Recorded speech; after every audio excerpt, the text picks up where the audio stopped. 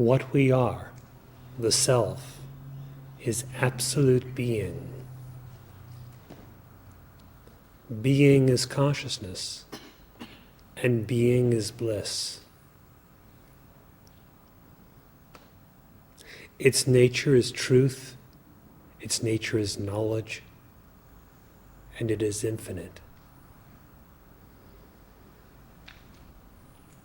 It is one, only, invariable, and it is that which alone is. Ignorance which has no existence apart from the self, for the self is only one, appears to cast a veil over that single, truthful self.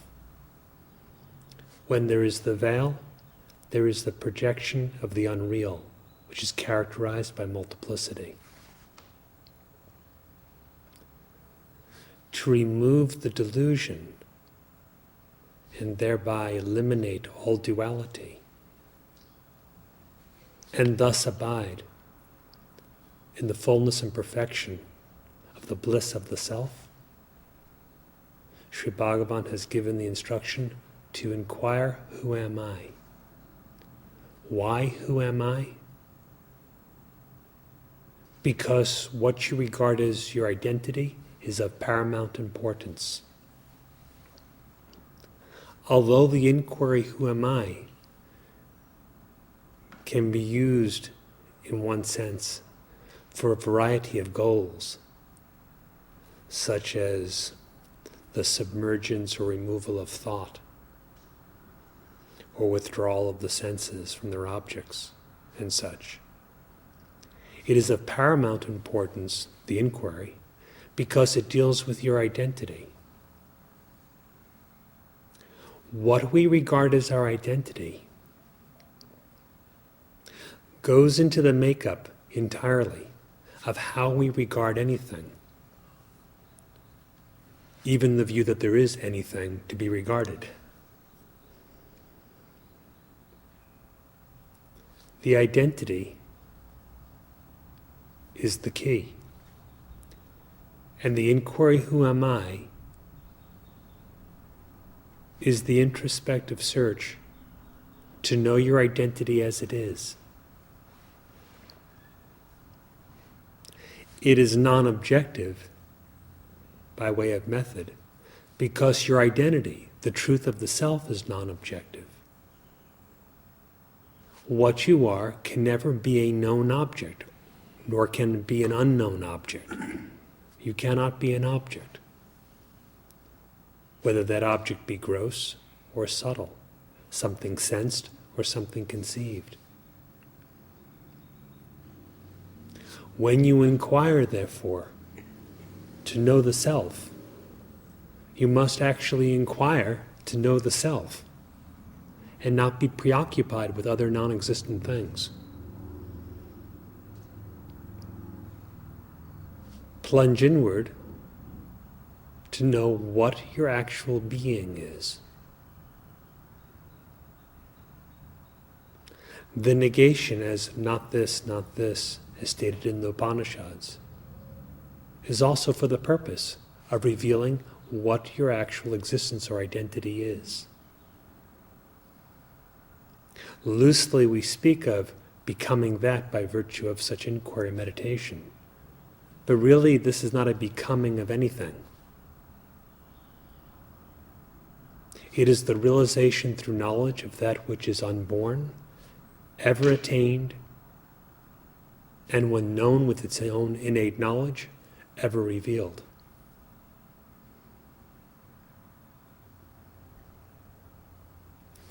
It is the clarification of one's own identity, which is the essence of knowledge, that is the real fruit of any spiritual practice, and it is that to which self-knowledge, or the path of inquiry, well, it deals with that exclusively. let us consider the case of devotion. What happens? First, the identity in relation to objects is dissolved. The attachment to things is dissolved. Then is lost or surrendered the fruits of one's actions to the degree they pertain to oneself. And then in such devotion, the idea of being the performer of action is lost. Clearly you can see the dissolution of the false identity in this. Then the very idea of the life of the body, the senses, and being the enjoyer or maneuverer of the senses is dissolved. It is relinquished.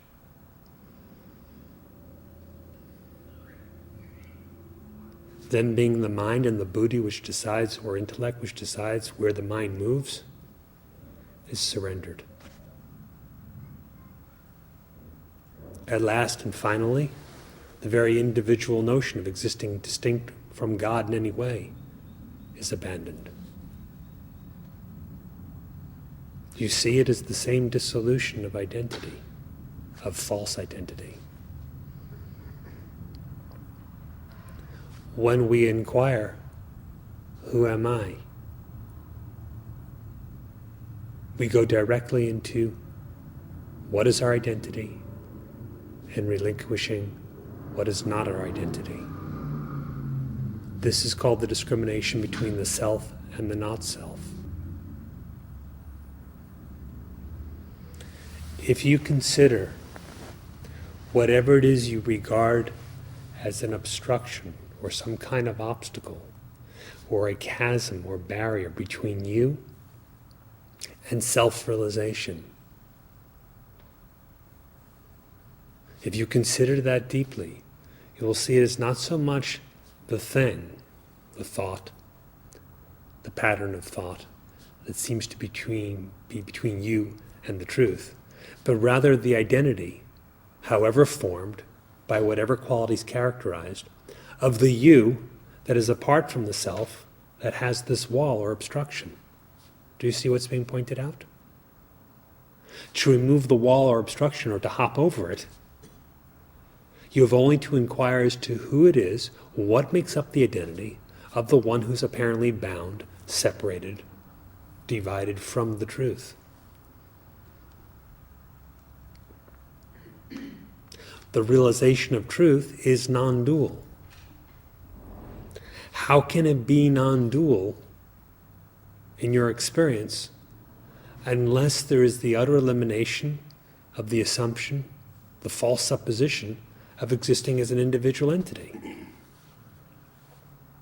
Unless there is, as the Maharshi points out in Saddarshanam, that elimination of that I, how will the truth be known? The truth alone can know the truth. Consciousness alone can realize consciousness. Another cannot do so. In non-dual truth, that which is realized and the realizer are identical. This means they are one and the same thing, not two things of equal quality.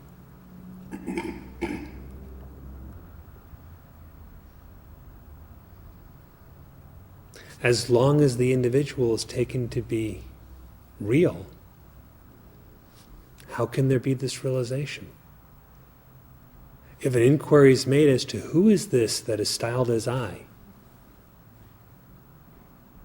how could there be a state of non-realization?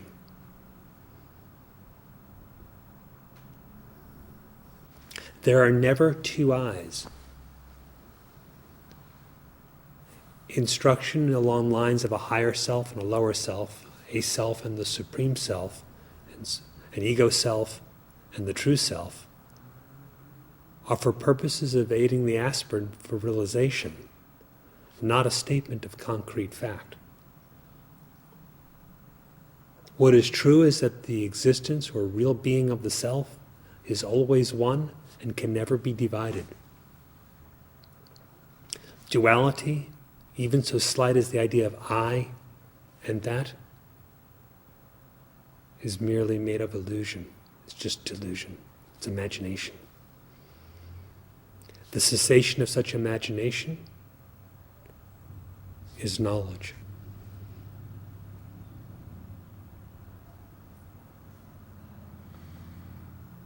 So determine your identity, and you will find yourself bodiless, without a mind, without senses, without prana, without beginning, without end, without anything or any quality whatsoever.